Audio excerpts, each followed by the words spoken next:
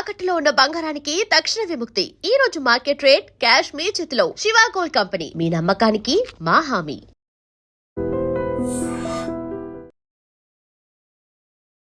నమస్తే గురుగారు. శ్రీమాత్రే నమః. బంగారం వెండికి ఎంతగా రెక్కలు వచ్చాయో మీ ప్రిడిక్షన్స్కి చాలా మంది మంత్రముగ్ధులు అవుతున్నారు గురుగారు. బికాజ్ పర్టికులర్గా చాలా కరెక్ట్గా చెప్తున్నారు ప్రిడిక్షన్స్ వచ్చేసి. సో మరి ఇప్పుడు బంగారం పరిస్థితి ఏమిటి? రాబోయేది శ్రావణ మాసం, ఆ తర్వాత కార్తీక మాసం, అన్ని శుభకార్యాలు. మళ్ళీ రెక్కలు వస్తాయా, తగ్గే అవకాశం ఏమైనా ఉందంటారా? శ్రీ గురుభ్యో నమః. శ్రీమాత్రే నమః. సిద్ధలక్ష్మి, మోక్షలక్ష్మి, జయలక్ష్మి, సరస్వతి, శ్రీలక్ష్మి, వరలక్ష్మి చ ప్రసన్న మమ సర్వదా. శ్రీమాత్రే నమః. బంగారం, వెండి మన భారతదేశం యొక్క ప్రధానంగా ఇల్లాలు వాళ్ళు పెట్టే పెట్టుబడులు బంగారమే. ఇది బంగారం అందరికీ ఇష్టమే. మరి ఈ మధ్య వెండి ఇంకా ఎక్కువ ఇష్టమైపోతుంది అందరికీ. అందుకోలేకపోతున్నాం బంగారాన్ని, కాబట్టి ఇంకా వెండి మీద పడ్డాం గురుగారు. సరే, ఒక్కటి బాగా గుర్తుపెట్టుకోండి, బంగారము వెండి ఇవి ఎప్పుడు కూడా ప్రేషియస్ మెటల్స్ అండ్ వరల్డ్ మార్కెట్కి ఇవి లింక్ అయి ఉంటాయి. మన ఇండియన్ కరెన్సీ వేరు, మెటల్స్ వేరు.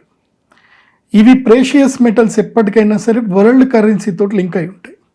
కరెన్సీ వాల్యూతో పాటు వీటి యొక్క వాల్యూస్ అనేటివి చేంజ్ అవుతూ ఉంటాయి. అది బాగా గుర్తుపెట్టుకోవాలి.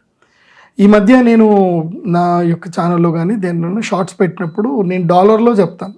ఎప్పుడైనా సరే నేను ఏది చెప్పినా డాలర్లో చెప్తాను. ఇప్పుడు కూడా నేను రేట్ ఏదైనా చెప్తే డాలర్లో చెప్తాను. ఎందుకోసం అంటే బంగారం రేట్ ఎంత కొనాలి, ఎంత కొనొద్దు అని అంటే డాలర్లోనే చెప్తాను.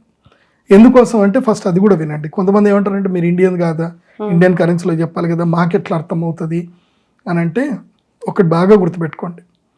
ప్రస్తుతము మన భారతదేశంలో ఇంపోర్ట్ డ్యూటీస్ అయితే కన్ఫామ్గా వేస్తారు. సో గోల్డ్కి ఒక స్టేబుల్ రేట్ ఏదైతుందో అది డాలర్లోనే మనం చూడాలి. మీరు పాకిస్తాన్ వెళ్ళి కొనుక్కుంటే, నేపాల్లో వెళ్ళి కొనుక్కుంటే, ఆంధ్రప్రదేశ్లో, శ్రీలంకలో, చైనాలో మీరు ఏ దేశంలో వెళ్ళి కొనుక్కుంటే ఆ దేశానికి సంబంధించిన currency value plus import duties బట్టి ఆ దేశానికి సంబంధించిన వాల్యూస్ మారుతాయి. సో గోల్డ్కి మెయిన్ వాల్యూ ఎక్కడుంది అని అంటే డాలర్లోనే వాల్యూ. సో డాలర్ నుంచే మనం గోల్డ్ని ఎప్పుడైనా సరే ట్రేడ్ చేసేది ఏంటి అంటే మెయిన్గా డాలర్లో. కాబట్టి గోల్డ్ని ఎప్పుడైనా కొనేటప్పుడు నేను చెప్పే విధంగా డాలర్లో అబ్జర్వేషన్ చేసుకొని మీరు ఇండియన్ కరెన్సీలో అది అప్పుడు ఆ రోజు మనం ఇప్పుడు ఇండియన్ గవర్నమెంట్ ఇప్పుడు మొన్నటి వరకు 10% పెట్టిండి ఇంపోర్ట్ డ్యూటీ. సారీ 10% కాదు 8% పెట్టిండి ఇంపోర్ట్ డ్యూటీ. ఇప్పుడు ఏకంగా 18% అయిపోయింది, పెంచేశారు. మళ్ళీ 10% పెంచేశారు. అంటే మీరు డాలర్ ఇప్పుడు $4,000 నడుస్తుంది అని అంటే $4,000కి ఆల్మోస్ట్ 20% ఎక్స్ట్రా కట్టాలి. అంటే 4,000లో 10% ఎంత అంటే 400. సో 20% అంటే 800. సో 4,800 పెట్టి కొంటున్నాం మనం ఇప్పుడు ఇక్కడ. అంటే వాస్తవంగా నడుస్తున్న ప్రైస్ ఒకటి, మనం కొంటున్న ప్రైస్ ఎక్స్ట్రా డబ్బులు పెట్టి కొంటున్నాం. బికాస్ కరెన్సీ డిప్రిషియేషన్ అవ్వద్దు అని చెప్పేసి అని గవర్నమెంట్ ఇంపోర్ట్ డ్యూటీస్ పెంచింది. కాబట్టి అవి పట్టించుకుంటే దానికి ఎక్కువ లెక్కలేసి నేను సమాధానం చెప్పలేను. డాలర్లోనే చెప్తాను. ఎందుకోసం అంటే వరల్డ్ ట్రేడర్స్ అందరు కూడా డాలర్లోనే చూస్తారు. ఫస్ట్ మనము ఇది ఒకటి అర్థం చేసుకోవాలి. అంటే బంగారం పెట్టుబడిగా ఆలోచించే వాళ్ళ కోసం చెప్తున్నాను ఇది. ఈ ప్రపంచంలో రెండు కరెన్సీస్ ఉంటాయి. అంటే భవిష్యత్తులో కానీ ఇప్పటికైనా వాల్యుబుల్ కరెన్సీస్ ఇప్పటి వరకు నడుస్తుంది. భవిష్యత్తులో మరి ఇది ఉంటుందా ఉండదా అని అంటే కొన్ని సంవత్సరాలకు మారొచ్చు. కాకపోతే ప్రస్తుతం ఉన్న సినారియోకి ఇప్పుడున్న ఒక 20 సంవత్సరాలకైతే లెక్కేసుకుందాం. వరల్డ్ ట్రేడింగ్ కరెన్సీ ఏంటంటే డాలర్. మీరు ప్రపంచంలో ఎక్కడికైనా వెళ్ళండి, డాలర్ పట్టుకొని వెళ్ళండి, అది వ్యాలిడ్. అట్లాగే మీరు ప్రపంచంలో ఎక్కడికైనా బంగారం తీసుకొని వెళ్ళండి, వ్యాలిడ్.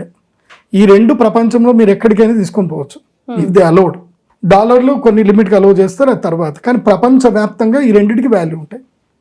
కానీ ఈ రెండు ఆపోజిట్లో ఎప్పుడు కూడా ఇదవుతూ ఉంటాయి, ట్రేడ్ అవుతూ ఉంటాయి. డాలర్ రేట్ పెరిగింది, వాల్యూ పెరిగింది అన్నప్పుడు గోల్డ్ వాల్యూ పడిపోతూ ఉంటుంది.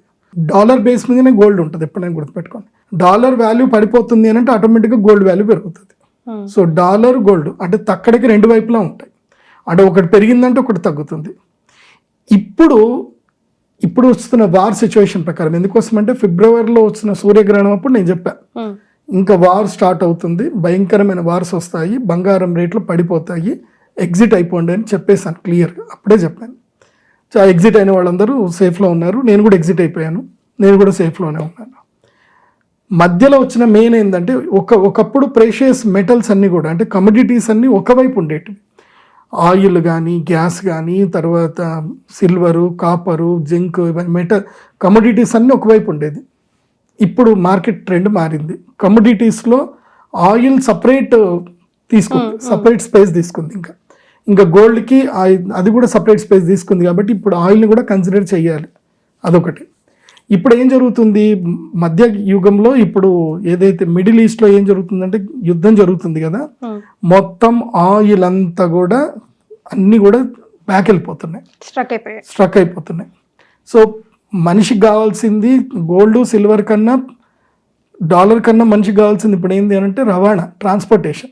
ఇప్పుడు మన శరీరంలో బ్లడ్ సర్క్యులేషన్ అయిపోతే ఏమవుతుంది, చనిపోవడం, అంతకుమించి ఏం లేదు.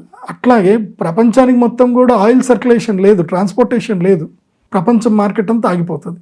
అప్పుడు ఇన్ఫ్లేషన్ వస్తుంది. ఇన్ఫ్లేషన్ వచ్చినప్పుడు గోల్డ్ వాల్యూ అయినా పెరగాలి లేదా డాలర్ వాల్యూ అయినా పెరగాలి, రెండిట్లో ఏదైనా ఒకటి పెరగాలి, కన్ఫర్మ్గా.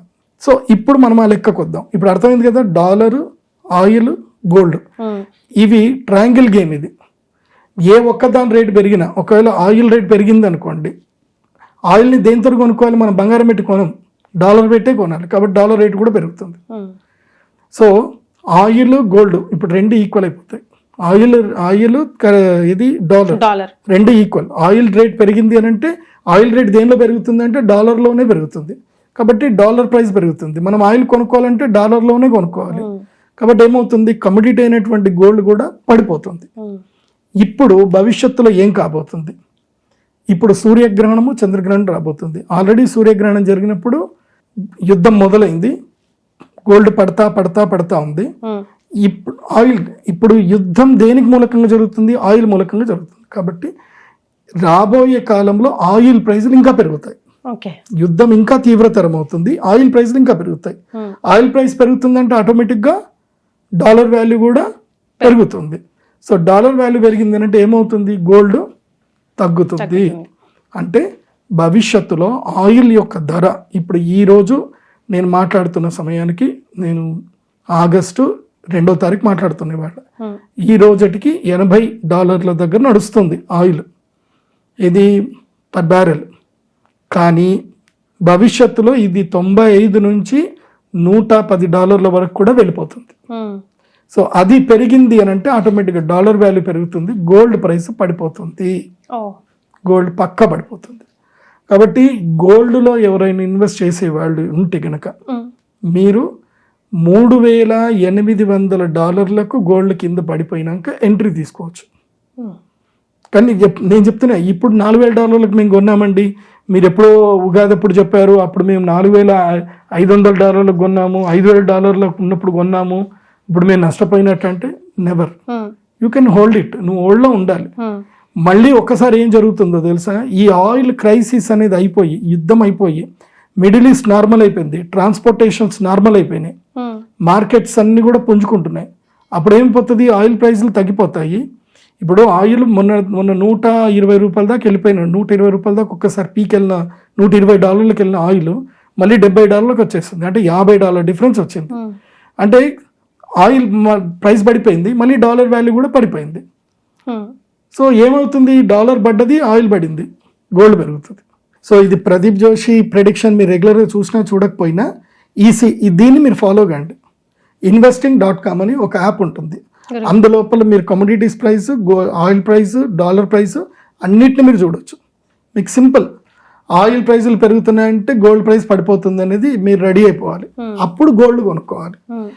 అది డాలర్లో చూసుకోండి, డాలర్లో $3,800 కింద ఉన్నప్పుడు మన ఇండియన్ మార్కెట్లో వాళ్ళు ఒక్కోసారి మన ఇండియా వాళ్ళకి 3 వచ్చింది అనుకోండి, ఇంపోర్ట్ డ్యూటీ 30% కూడా చేస్తారు, వాళ్ళ ఇష్టం. ఎందుకోసం అంటే ఇండియాలో అదేం జరుగుతుంది అని అంటే, ఇప్పుడు ఉదాహరణకి సంవత్సరం క్రితము మీరు ఒక గోల్డ్ లోన్ పెట్టారు, గోల్డ్ బ్యాంకులన్నీ గోల్డ్ లోన్ ఇచ్చేస్తాయి సంవత్సరం క్రితము. సో గోల్డ్ లోన్ ఇచ్చినప్పుడు ఏం చేస్తారు, వాళ్ళు 60% ఇస్తారు, మార్కెట్ వాల్యూ కన్నా 40% తగ్గించేసుకొని 60% వాల్యూ ఇస్తారు. ఇప్పుడు ఆల్రెడీ గోల్డ్ 30% వరకు పడిపోయింది, ఇంకో 10% పడిపోయింది అనుకోండి, ఇంపోర్ట్ డ్యూటీస్ కనుక వీళ్ళు పెంచలేదు అనుకోండి, ఏమైపోతుంది, బ్యాంకులన్నీ దివాలా తీస్తాయి. గోల్డ్ లోన్ తీసుకున్నాడు, ఇంకా గోల్డ్కి వాల్యూ లేదు కదా సార్, మేము ఎందుకు కట్టాలి, మేము కట్టామని అంటారు. గోల్డ్ వాల్యూ వచ్చినప్పుడు చూద్దాం, లేకపోతే మేము ఇంట్రెస్ట్ కూడా కట్టాము, గోల్డ్ మీరే తీసుకోవాలి అంటారు. అనేటోళ్ళు అంటారుగా. ఎందుకోసమంటే మార్కెట్ మొత్తం దేశం మొత్తం దివాలా తీస్తుంది, అందుకే ఇంపోర్ట్ డ్యూటీస్ పెంచారు. కాబట్టి మీరు ఇది ఆలోచించుకోండి, బంగారం కొనేటప్పుడు ఎప్పుడైనా డాలర్లో రేట్ చూసుకొని కొనుక్కోండి. ఇప్పుడు ఇంకా రేట్ తగ్గుతుంది. సో ఎప్పుడు మనం ప్రదీప్ జోషి గారితో ఆస్ట్రో ప్రిడిక్షన్సే చూసాం, బట్ ఇన్ డెప్త్ నాలెడ్జ్ ఇచ్చారు గురుగారు, ఎవ్రీథింగ్. అసలు వింటే ఈ వీడియో నిజంగా ఏ మాత్రం అవగాహన లేని వాళ్ళకి కూడా అవగాహన కలుగుతుంది. Thank you so much. శ్రీమాత్రే.